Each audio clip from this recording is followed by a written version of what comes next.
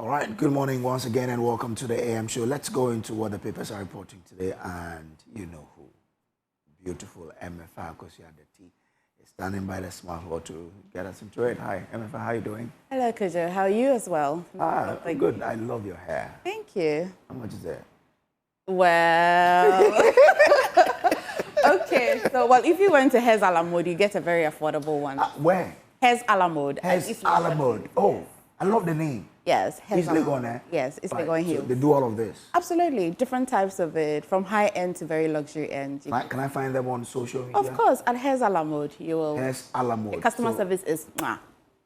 Let's start with the Daily Graphic this morning. Poor visibility caused the crash. Yesterday, they were bringing us updates on that, led by Captain Fojo. Details of that report is in the Daily Graphic this morning. And Galamsey degrades over 60,000 hectares forest land. Details as well is in the Daily Graphic. And Majority Leader cites Minority Leader for contempt of Parliament and is asking that he be referred to Privileges Committee. Farmers, processors protest the lack of markets for locally produced grains. It is also in the Daily Graphic this morning. And behind the Daily Graphic is Atlas Hills residents cry out over lack of development. Interested, grab a copy. The Ghanaian publisher, Kojo, Afenyo marking labels CJ vetting disgraceful. Story is on page 3 of the Ghanaian publisher. And Jinapo questions government Barari lithium deal. So this company's name, I hear some people say Barari, some people say Barari. Barari, yeah. Okay. Okay, so page 5 of the Ghanaian publisher as well. And GJ President urges media to promote peace. Details of that story is on page 2. And Baumia outlines NPP revival plan. Story is in as well, page 2 of the Ghanaian publisher. You see, this lithium story, it tells of how politics really affect this country. Of course. So much. Of course. Because this Barari, 2 years ago, if we had signed, the lithium was very high priced then. Yeah. Now it's dropped so much. Has it? Yeah.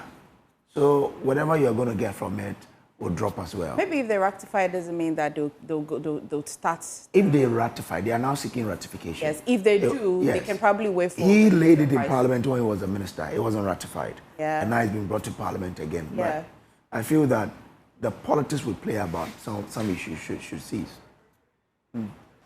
The Daily Guide this morning, Yokohara's ex-boss CEO and Ayariga fight Afenyo marking veteran shutdown, as well as SML sues OSP over equipment seizure, and the Ghana Armed Forces helicopter crash. Chopper lost altitude in bad weather. But that's what the report is saying, at least led by Captain Fojo. And the Daily just this morning, Kisi Eja being his incompetent. Martin Yamidu tells Mahama and NPA boss leads national push for clean energy. No foul play in helicopter crash, says probe report. And former boss MD arrested at Kotoka International Airport over gold for oil deal. Well, surely you must have seen that one as well. I jailed at 70 years for my family's safety.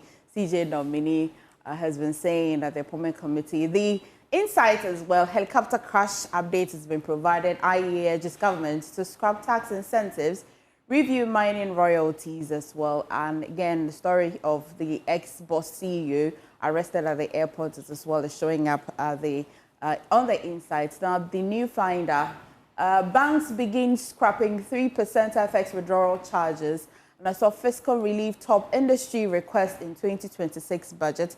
GRA launches modified tax system and sustainable tax education program. And CD rally cools off $1 trading at 11.9.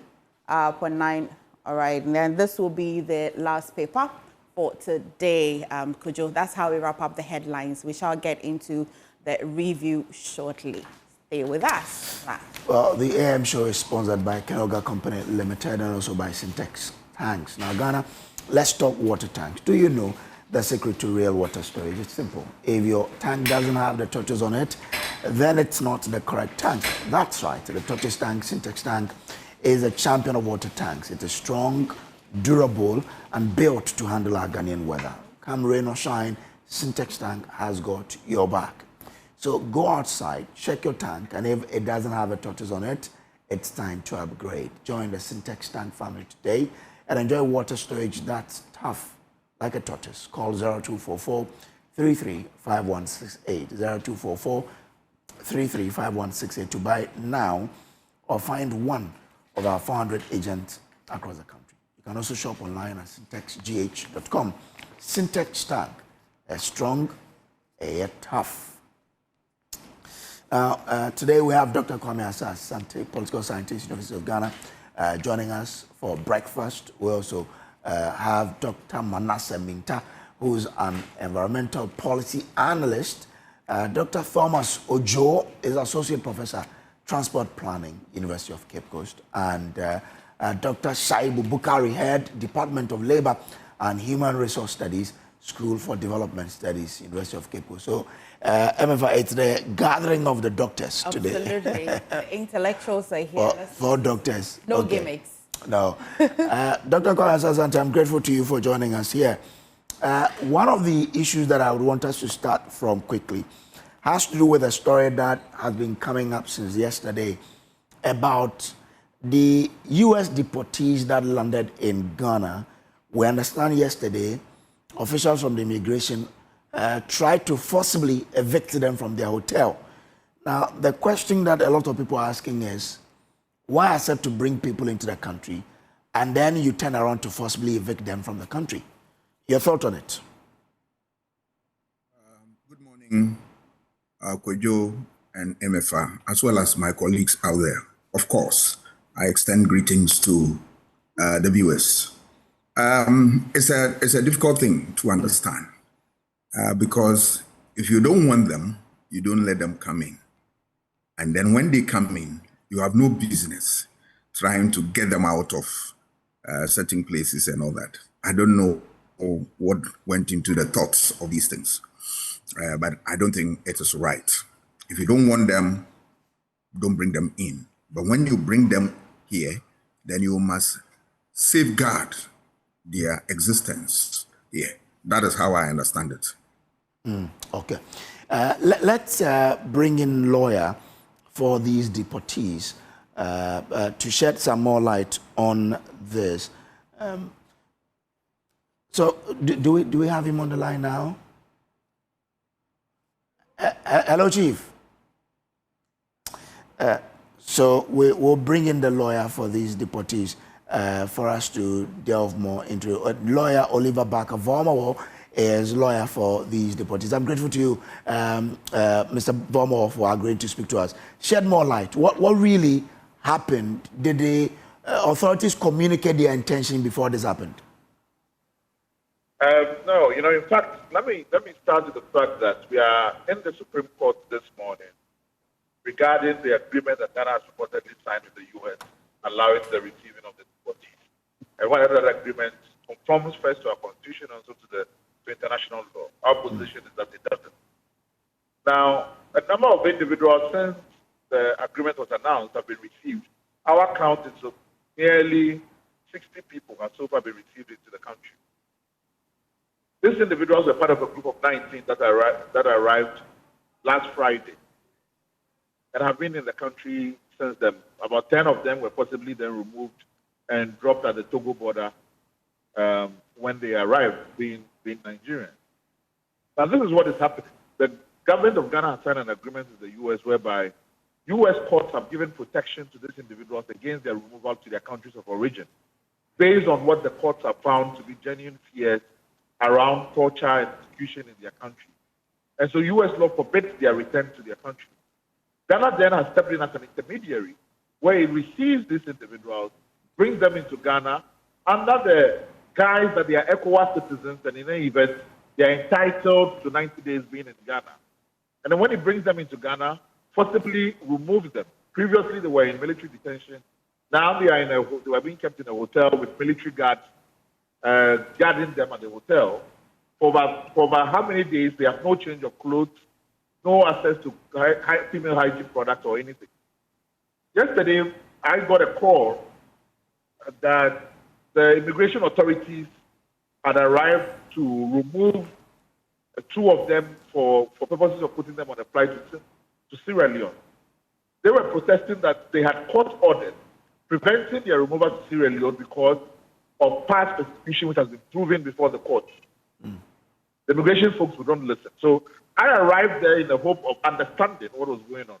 First of all, under Ghanaian law, you cannot deport a person without a court order. Two, you cannot do so without an executive instrument by the minister.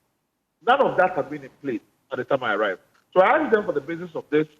Their statement to me was that technically the people are not in Ghana. And I'm saying, we are standing here in Ogbojo. If there's anywhere it could be any more Ghana than Ogbojo, I don't know where that would be. And I begged them to try to de-escalate the situation, would go and try to understand what it is together. They said that their orders were clear, that the orders were to remove them forcibly. And so that's what you saw. What the videos that I think have gone around capture is just about 13 or 15 seconds of actually what took over 3 hours of pulling an individual on the ground. There were at least 8 immigration officers who were pulling the lady in question on the ground.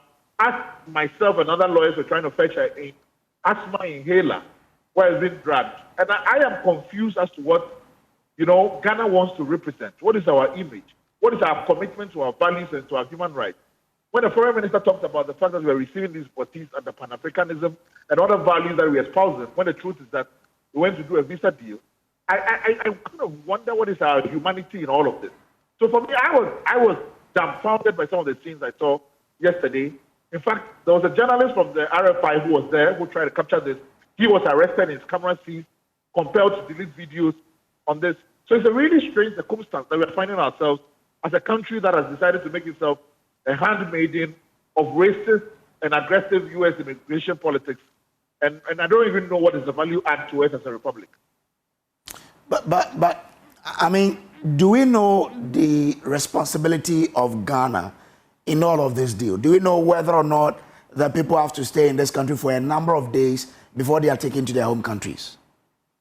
Now, let's be clear. The government has continued so far to resist disclosure of the agreement. In fact, the reason why we're in the Supreme Court this morning is to compel the government to disclose the agreement that they're refusing to.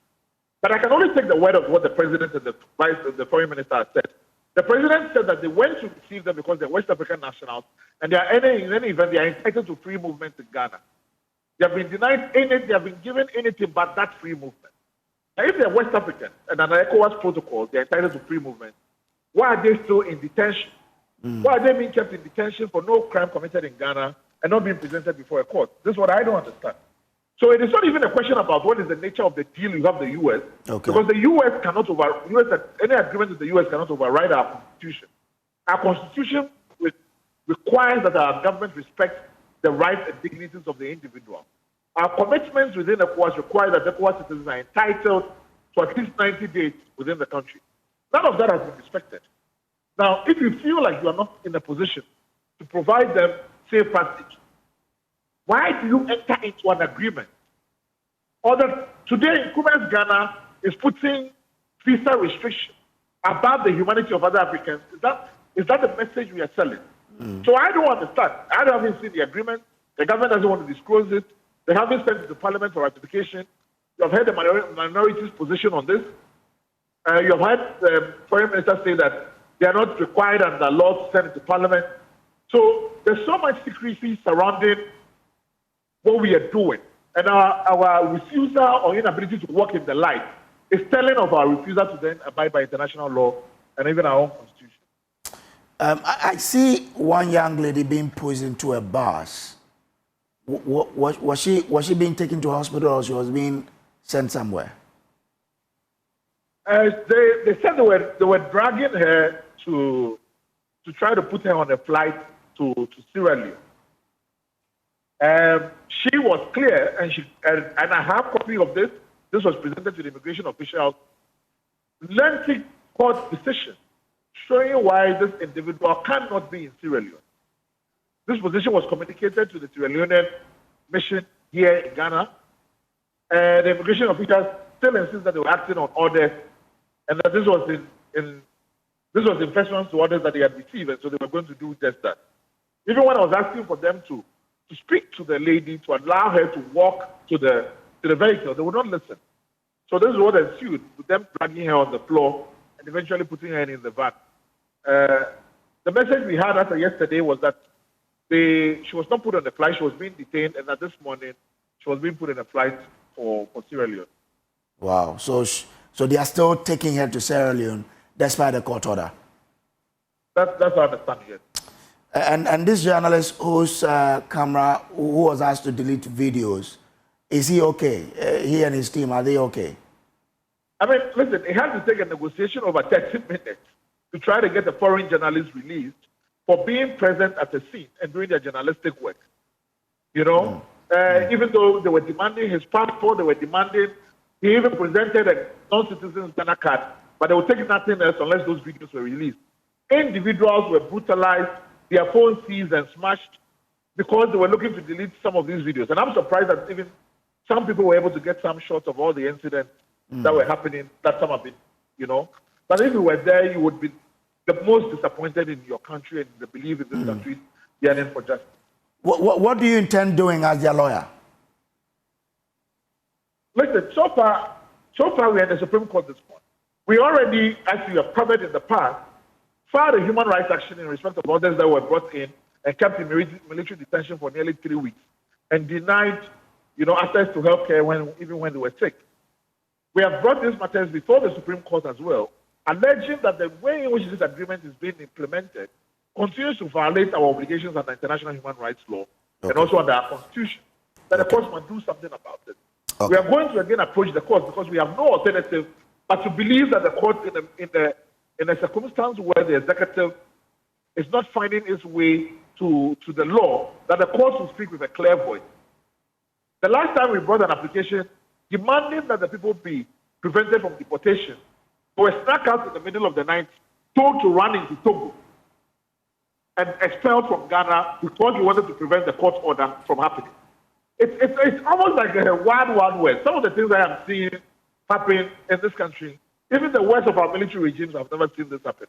So I am still confused as to what the plan of the government is, and that even if we are going to sign this unholy agreement with the U.S., at the very least, are we saying that we as a country cannot afford to human our fellow West African neighbors their common decency?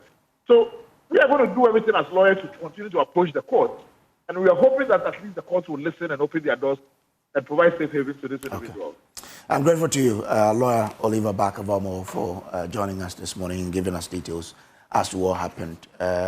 It's quite strange, I mean, these things, and especially when journalists are being asked to delete videos. I wonder where officials of Ghana do get this power from, asking journalists to deleting videos from their cameras and what have you.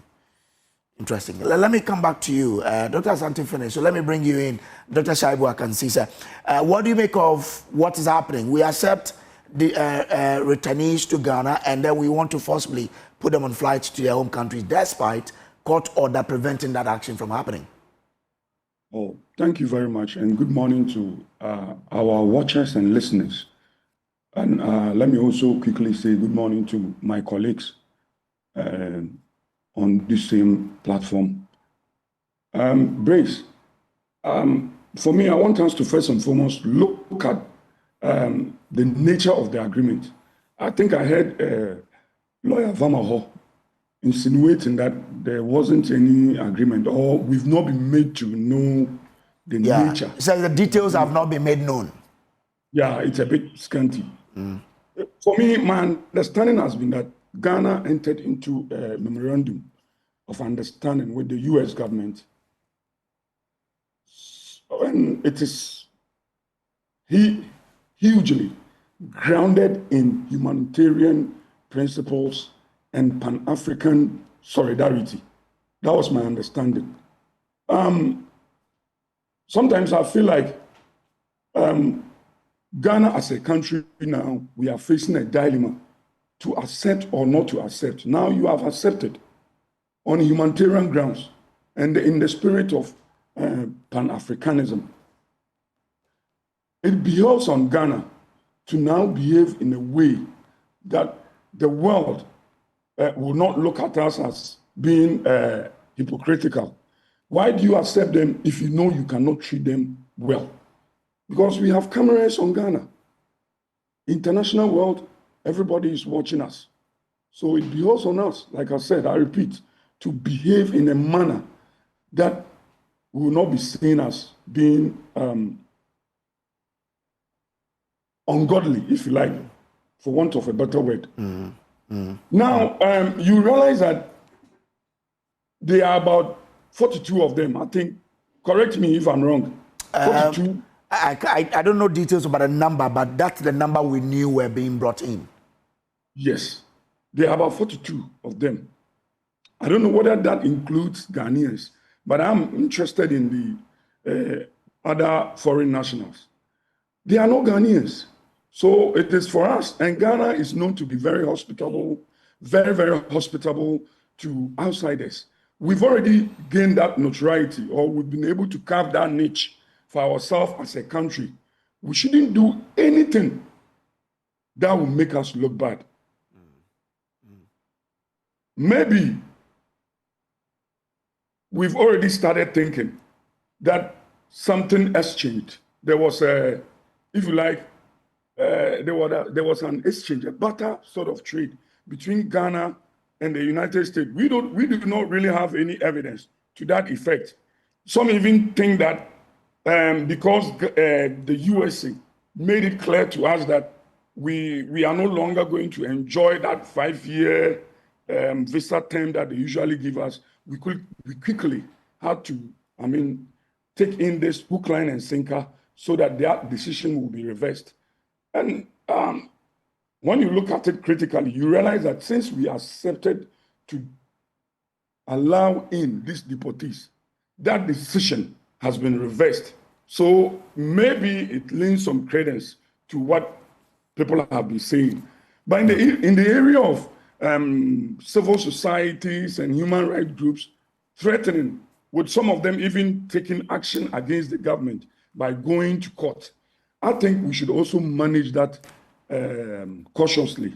We should all tread cautiously, just because of the image of the country. There is nothing wrong in accepting these people. I think at this point, we should make going to court the last resort. We should try to jaw with the government and see how the government may also helping us. I think that would be interest of thank you, Doc. Thank you, Doc. Let me bring in Dr. Joe into this because I see him there. So, Doc, I don't know where you stand on this, but if we brought them here to then take them to their home countries, mustn't we have a proper way to do it? Must we be dragging people on the ground as we were seeing in these videos? Yeah, thank you very much. Good morning to you and my learned colleagues who are there. Good morning to your esteemed viewers and listeners, wherever they are.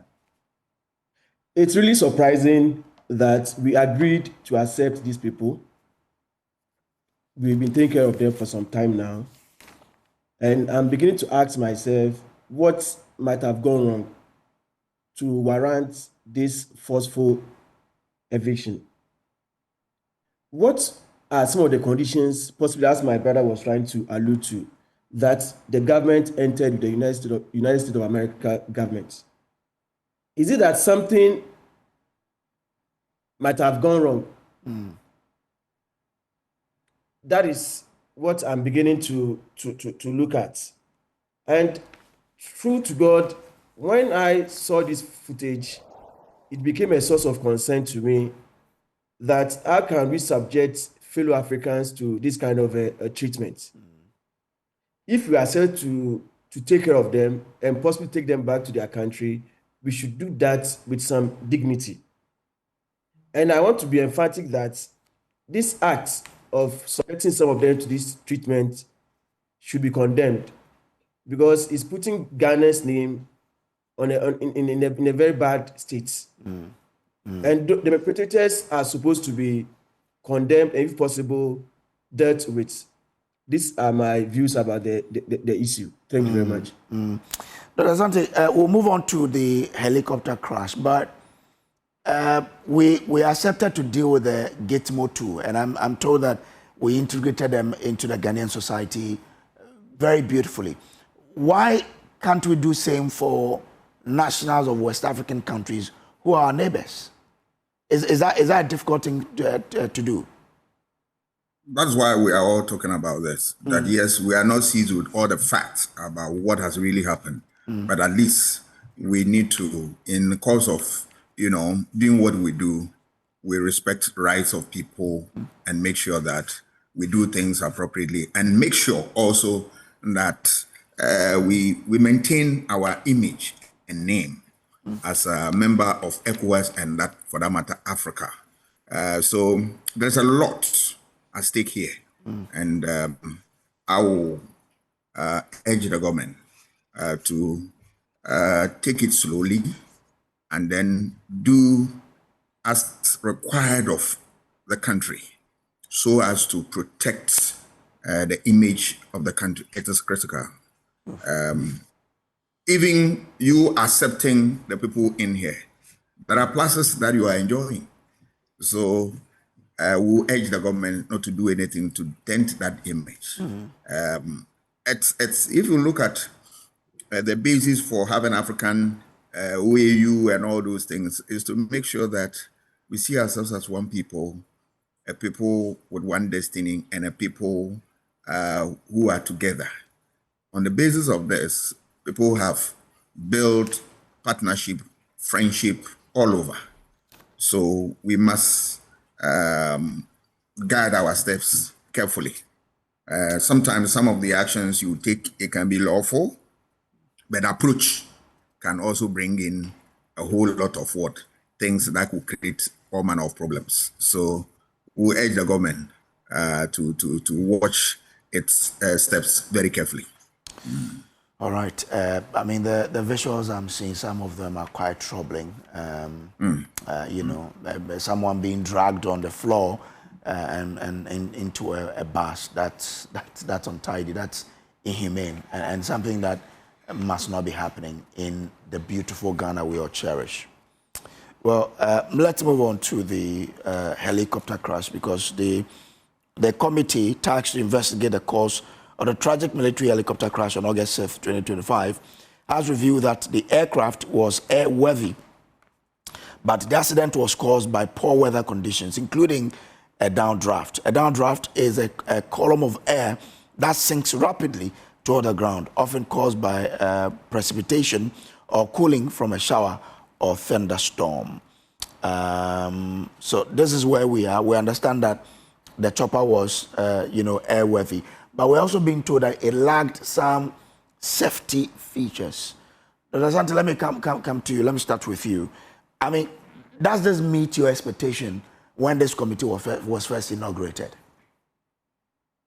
As somebody who is not an expert, I will always listen to experts and what they say. And when they do, we also come out with our views on that. That said, you cannot, if you are not a technical officer, you cannot say much. But my worry was that, look, air conditions force the aircraft down. I think that is the whole issue we are talking about. Yeah. So we ask ourselves, is it the case that going forward, we can get an aircraft that will stand very turbulent air conditions? Because I'm not an expert in this area, but if you look around the world, I'm sure some countries have these type of machines that are able to navigate their way through difficult, air conditions. So I believe that these are the things we must go for as a country. But when you leave it like that, look, that's the weather. It can change at any time and anything can happen. Then it looks as if that it's a hopeless situation, and that anytime you are flying such machines and weather changes, the story is not going to be good, right? So we need to go for the top-notch aircrafts that will be able to save our military, our personnel, and people who use this aircraft very often. It is important than we leave it at that. But you see, we have come to this end, very bitter end, based on a number of what issues that this country, politics has eaten the very fabric of our lives, that the things that we require so much, once it is brought out, people bastardize it, people attack it and all that. Issue of aircraft for the army, aircraft for the president and all that has been a very thorny issue in this country. But look at the price we have paid. Very, very, very, very unfortunate. Look, money cannot buy human life.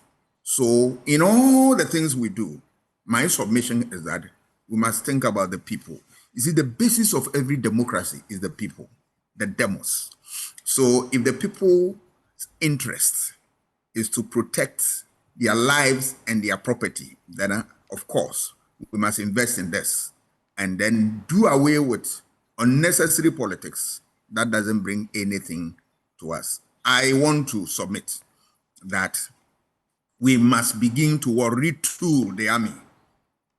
Retool the army, and by extension also get facilities for our president and all that. Because look, they say that this is the 4th time the Ghana army has lost, people in such accidents. We want to believe that this should be the end, so that this country will breathe a sigh of relief. Let me bring in Dr. Ogbojo because he is into transport planning. Doc, what lessons must we learn from this to guide the next steps we take as a country to avoid some of these happenings? Thank you very much. Once again, let me extend my condolences to the families of these 8 lives lost. And kudos to the committee that looked into the issue, although they were not able to meet the deadline for the submission of the report. The lessons learned there are many, but I want to group them into 2. One, the lesson learned there for those of us in the academia is about the robust methodology which was employed in the investigation. The first one was the composition of the investigation team, which I think is highly commendable. And they had experts even joining from the University of America, and even invited, I think, somebody from India where the aircraft was manufactured. Then I am told they interviewed members of the deceased family, especially the crew members, to understand the psychological aspect of the accident. Then also gathering of information at the accident scene. I think this is a robust methodology which can help in unravel the problem we have at hand. And employing this methodology was basically to find out what were the causes of this crash. And having coming from that background, there are actually 3 main causes of accidents, which being posited by the reports. It's likely to be what we call human error or human related, which we all know that they are largely responsible for most of our crashes.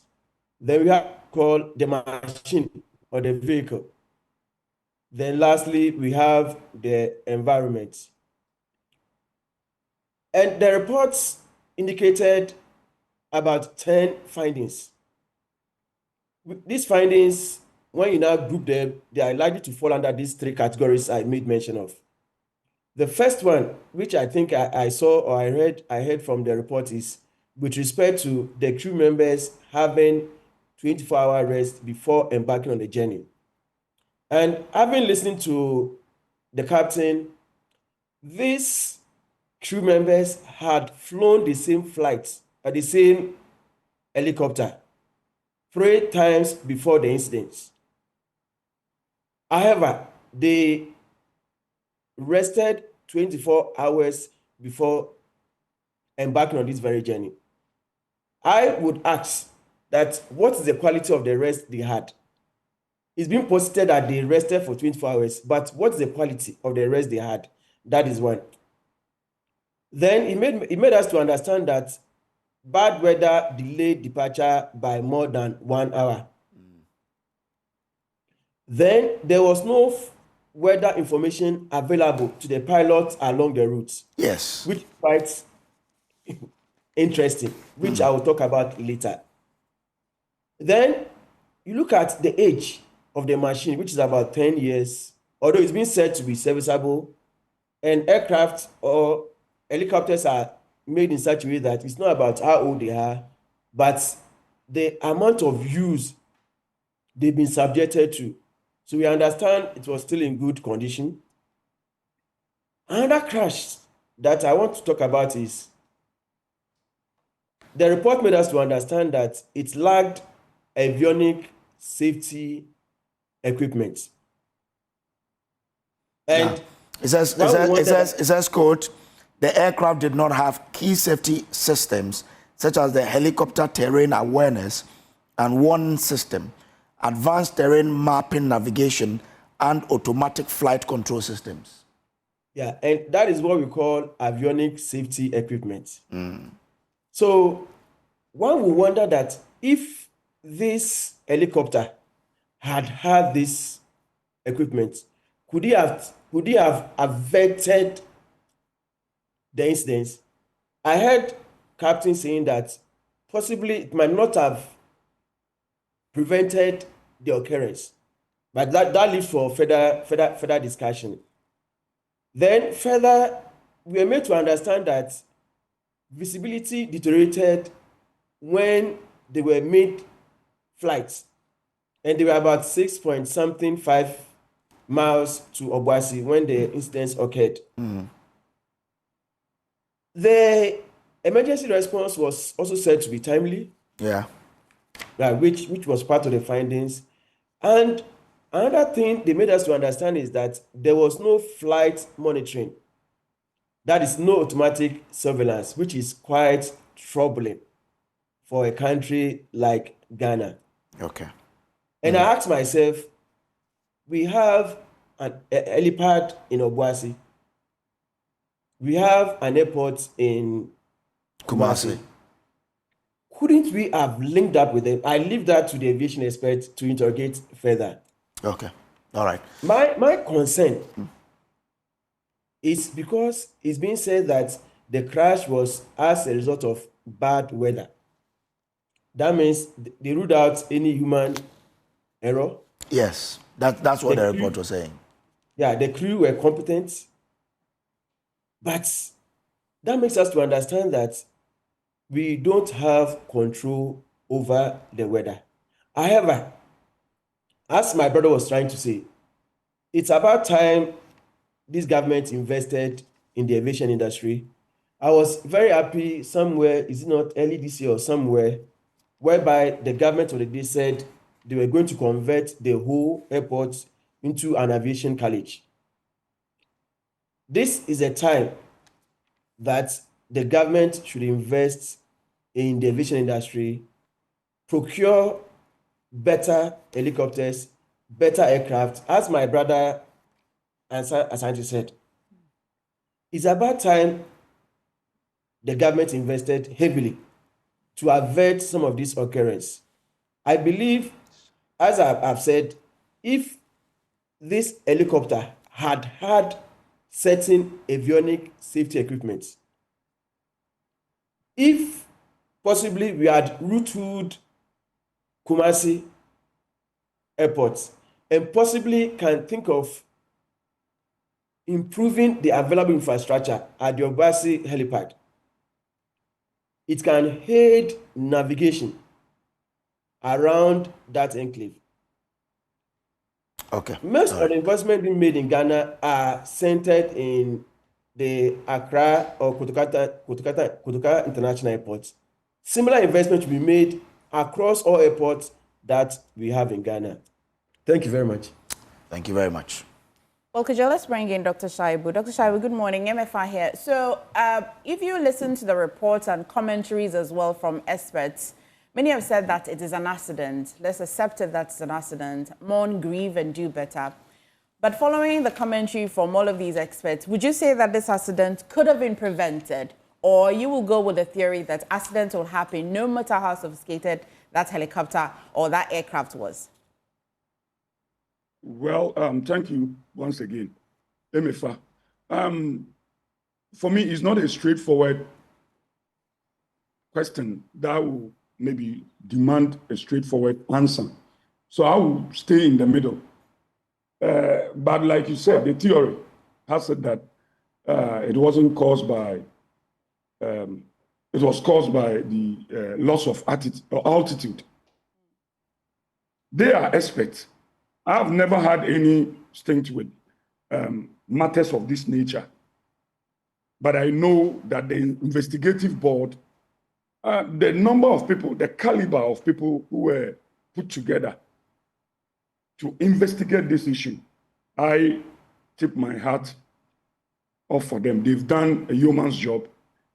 And it's included reps from Ghana Air Force, Aircraft Accident and Incident Investigation and Prevention Bureau. And even the USA, like my other colleague said, Force, they were part of it. So with this, whatever they come out with, some of us cannot, because that is not our field. We cannot question them in any ways. But I want us to probe their findings a bit, and then see where we can also situate or position ourselves as to what truly happened. The final report, as we all know, revealed that the helicopter encountered a sudden downdraft, which was caused by adverse weather conditions, resulting in a loss of altitude. We all know about that. But let's look at this. They also added the fact that it was delayed 1 hour due to poor weather. So for me, that confuses me. I'm befuddled by that. So was it that after that 1 hour, the weather got cleared, they had the altitude right, so they had to fly? I want to know. It begs for an answer.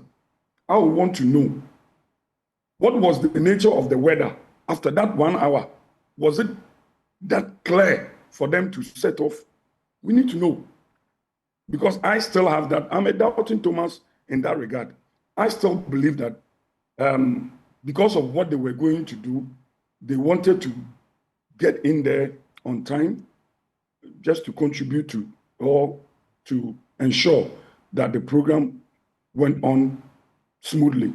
So maybe the delay, they had to also come in to, talk to them to maybe leave.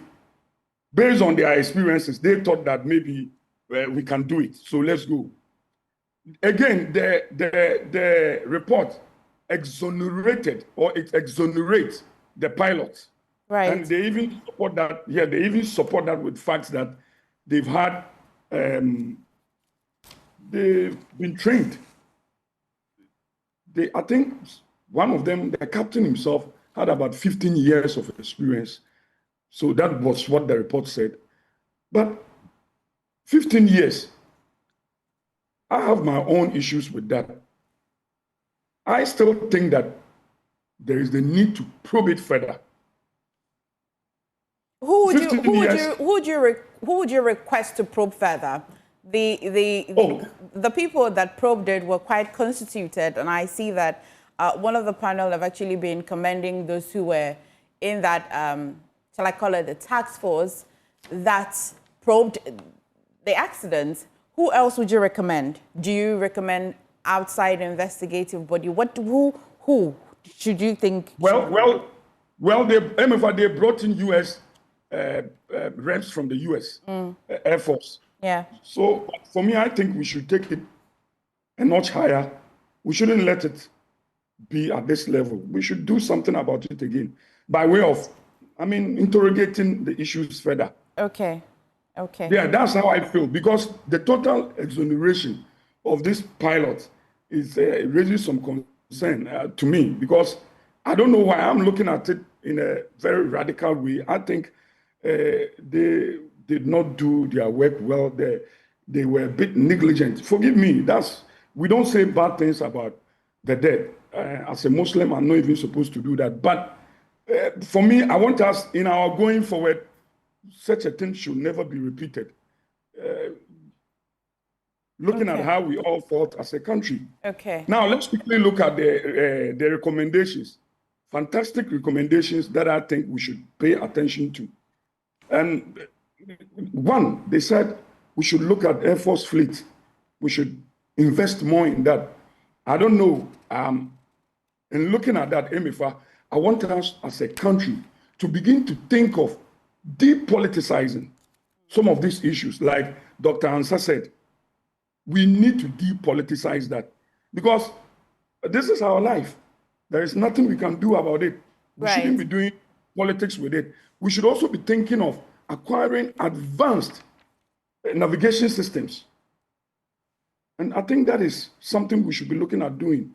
It's so critical. We should also be investing in pilot stimulators. I have not been hearing of that in this country, pilot stimulators. I don't know if they've been doing that, but I think I'm so glad that the report made it that clear that we should be investing in that. And we should also be looking at contracting certified weather providers.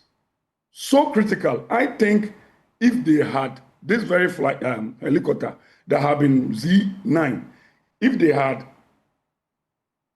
coordinated the activities or done consulted further before leaving, after that 1 hour, they might have concluded that, oh, we can't move. So maybe we should go by bus or something else. I think, so that is why I think that contracting certified weather providers is so critical, something we should invest in. It will help the country a lot. Last but not the least, improving flight data monitoring and route tracking systems. Something we should not joke with. All of these recommendations, we should pay heed to them. We should begin to invest a lot in them. Okay. And just leave me, we'll be good to go. Okay. Thank you. Dr. Sasanti, I'll come back to you. Let's take a trip to Parliament. It's been, since Parliament resumed again, it's been quite an eventful one. And in fact, at the Appointment Committee just 2 days ago, we saw that both leaders, the majority leader and the minority leader, were quite up in arms about the standing orders, the rules, the regulations during that vetting. But let's come back to the majority leader back in Parliament yesterday, citing the minority leader on contempt based on that incident that happened in July, somewhere in the 20s of July, ending of that month area, where a delegation from Ghana's parliament were to go to the ECOWAS parliament. And previously, the minority leader used to hold the position as the third deputy speaker at the ECOWAS parliament. But there has been a reshuffle, and he was taken away from that delegation or that list, but he still attended. The majority leader is asking that the speaker would refer him to the privileges committee. The whole optics of what's happening between both leadership, is this business as usual in Parliament? Is it politics at all? Or this is just the time that for once in Parliament, the laws are probably being tested, or the standing orders are probably being tested? It's a very complex matter, but I'll start with the ECOWAS Parliament issue. I am at sea about the fact that minority leader's name has been expunged from the list, and yet he's in there. Is it the case that there is something more that we need to know? Because what will also urge minority leader to go for such a program if indeed he is not part of it? And if he is also been taken out of the list, why will ECOWAS Parliament also receive him and all that? It's a very difficult situation. So I believe that Parliament should be able to come out with better and further particulars so that we'll seize with the information and educate ourselves the more. Because we are dealing with a sub-regional institution, that there are rules, there are procedures and all that. So how can a process which is supposed not to be existing gain acceptance? In other words, minority leader being accepted there when obviously going by what majority leader is saying, he's not supposed to be in the list. Who will accept him? Has any rule been broken in there and all that? I don't get it. So they should come out with better and further particulars. Then come back to Parliament. I must say that I did not, yesterday I was so busy, I did not listen to the vetting so much. But later, after my work, I took time to listen to a few of the issues. And incidentally, the first one I look at is how the whole process started, the back and forth among the leaders. Something clear hit me, and that what we call in political science institutions. Institutions are not the monuments that you see, parliament, executive, and all that. They go beyond that to include procedures, processes, laws, norms, and whatnot. Those were in contention yesterday. That you saw often reference to what? The parliamentary standing orders, and then sometimes also make a reference be made to the constitution and all that. It appears to me that apart from the rules of engagement, they have also developed practices that have become part and parcel of the institution that they use. But that is where the contention lies. That if you listen to majority leader, he said, Mr. Fenyomaken has taken undue advantage of those early comments when they are about to what? Start betting to, as it were, he has reduced it into a type of what? Press conference and all that. I believe Parliament as an institution, if going forward, they want to cure all these problems, they should first and foremost define the contours of that practice. That what are the things you can say and what are the things you cannot. Otherwise, if this is not part of the standing orders, they must scrap that, aspect of their work there, where preliminary comments come in and it goes into the wider world as opposed to what pertains or what is before them. That is one thing. Another thing is also that the interjections among them.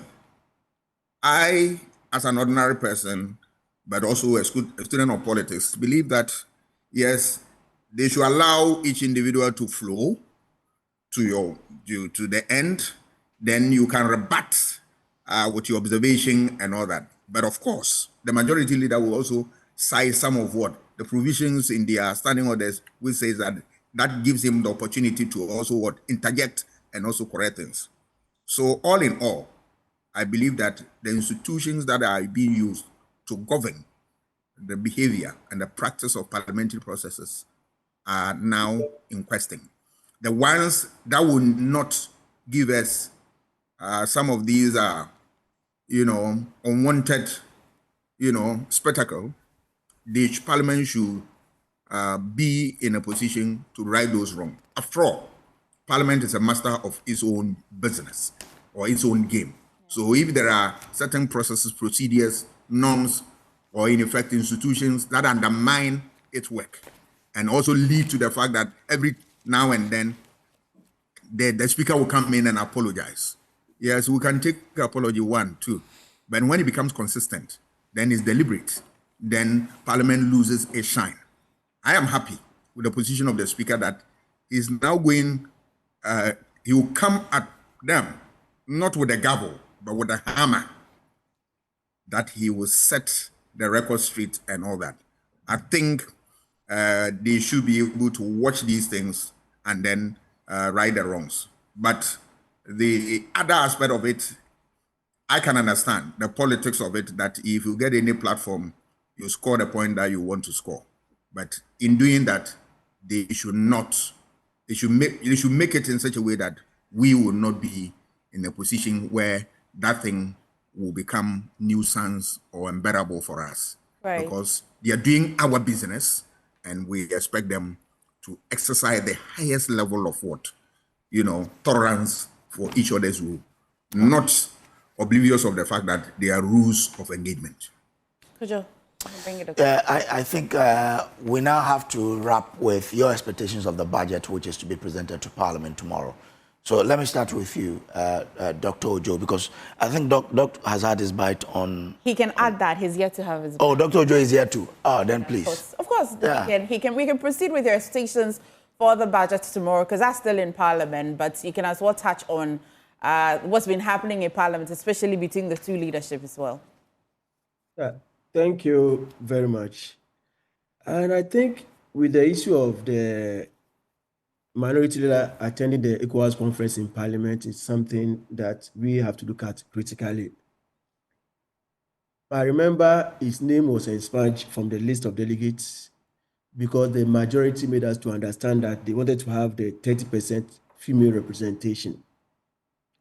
And I also want to believe that when they were sending the list to ECOWAS, my senior brother, minority leader's name ought not to be there. So I'm asking myself if he actually attended. In what capacity did he attend? Was his name captured in the attendance list as who and as what? And I leave that to Parliament because the case has been referred to the Speaker for him to wade into. Then the theaters or the theatrics we've been seeing in Parliament sometimes leave much to be desired.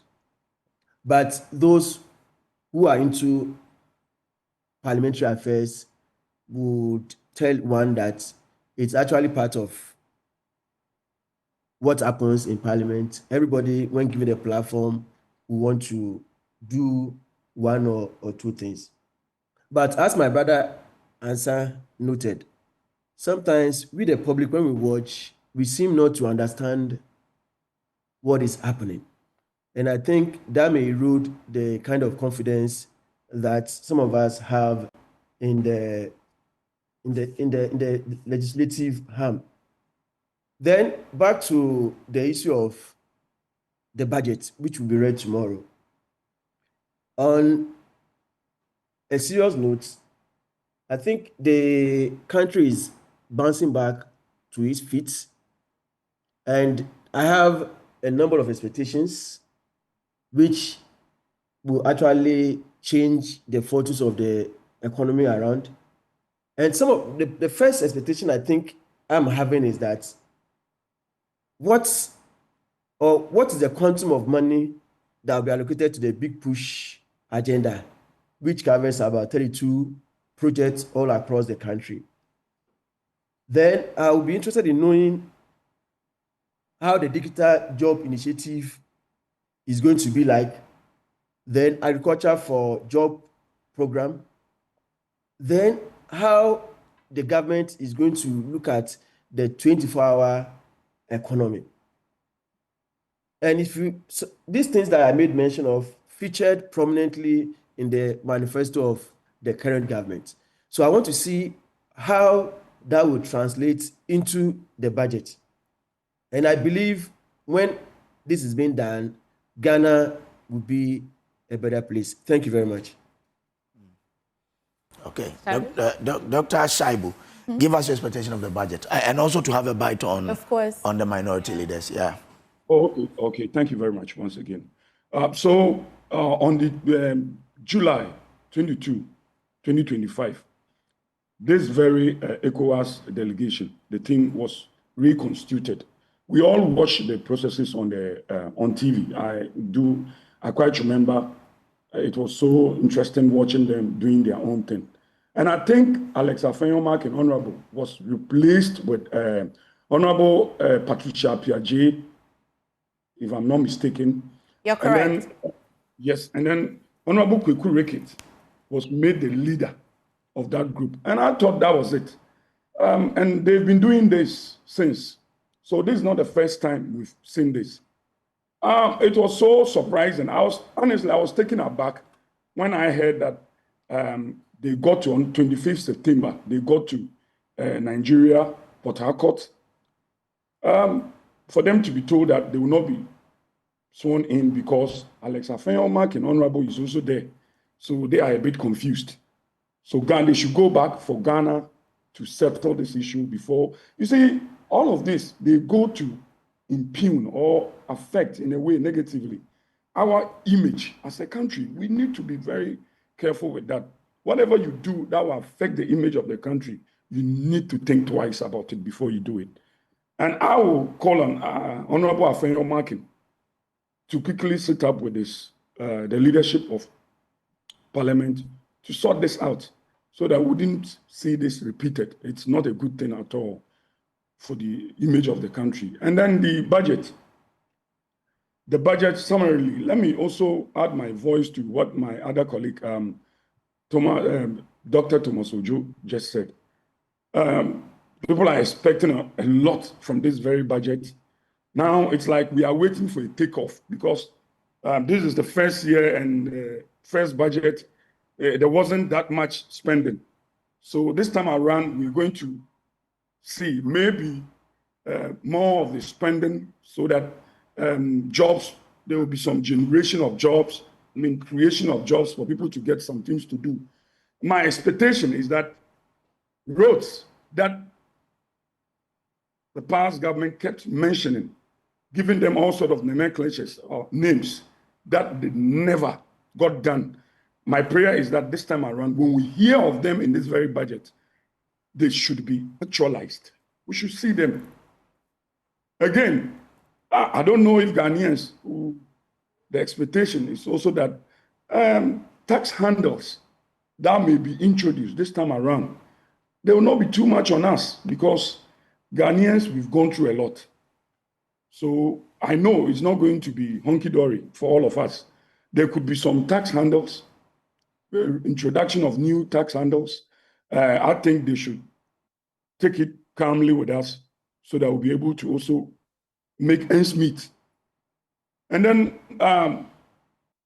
the 24-hour economy, I think it should find a place in this very budget. My prayer is that we will hear something a bit about it by way of maybe a startup so that we know where we'll be going. The big push, like he also said, what is it that we're going to do with it? We should hear more about what is going to happen in those areas. Thank you very much. Okay. Dr. Asante would wrap it up with the expectation of the budget tomorrow. Yeah. Kojo, thanks for the opportunity. I expect nothing but a budget that brings hope to people who have been in pain for the last 4 years. A budget that will, give us opportunity for our young people who are desperately looking for opportunity to be engaged for economic survival. We need that. We want to also hear more or something about how they put in resources to be able to address water crisis that have started rear their ugly heads in the central region and other places. It is very, very critical because last I watched your channel and I listened to gory tales of water shortage in Efutu, particularly Winneba. Yeah. I don't know how the university is going to run the school if the water situation becomes the same. Students don't have access to water, the town folks and all that. It's critical. But I will urge the government to look at these things very well. Much as they want to also improve our road network and all that, they should also make sure that idle buildings that we have invested money in, some amount of money must be dedicated to improving them to completion so that people can occupy them. The Constitution gives us the power for every government to continue from where previous government left off. Why is it that we have buildings that are in the bush and we don't want to continue, them, even though we have spent so much? We want to see that. And we want to see measures that will also protect the economy. More often than not, when we are doing well with the economy, the fundamentals, in no time, you realize that we begin to have difficulties. This is not something that is new. And I'm sure it should occupy the attention of those who prepare the budget to make sure that the policies they put in place will ensure that the economy is safeguarded, maintained at all times. And of course, we must also what? Think about, as we are thinking about the youth, let us also put what? Some smile on the faces of people who are outside the youth brackets. More often than not, we hear budget, they talk about the youth, and you ask yourself, those outside the youth bracket, what happens to them? They are also part of this country. And the last that I want to hear is that there must be what? Discipline, physical discipline. That, yes, you can throw budget out there, but if you are not physically disciplined, you will undermine the very budget that you have brought to the fore. Okay. All right. Thank you very much, Dr. Kwame Asah-Asante, for that one. So that's how we conclude. That's how we wrap the news review segment of the show. Thank you so much, as Ogbojo said, Dr. Kwame Asah-Asante, political scientist from the University of Ghana, and as well, Dr. Thomas Ojo is Associate Professor, Transport Planning, University of Cape Coast, and as well, Dr. Shaibu Bukari, Head, Department of Labor and Human Resources Studies, School for Development Studies, University of Cape Coast as well. All of you doctors, thank you for joining us for the review. A gathering of the doctors. Absolutely. Just before we go, right. This one says, as you chalk 10 years today, may the Lord empower you to impact the world positively and leaving a good enough lasting legacy. Happy birthday to Selassie Aseye Yao Mensa, a student at the Sanctuary International School in Takoradi. This is coming from the Mensa Jakuma Oko Wagba Akwe Boni Mallet families. Happy birthday to you. Coming from my friend Kwame Malcolm in Takoradi. So happy birthday to you, Selassie Aseye Yao Mensa of the Sanctuary International School in Takoradi. MF. Absolutely. Please stay with us. There's more on the show. Trading was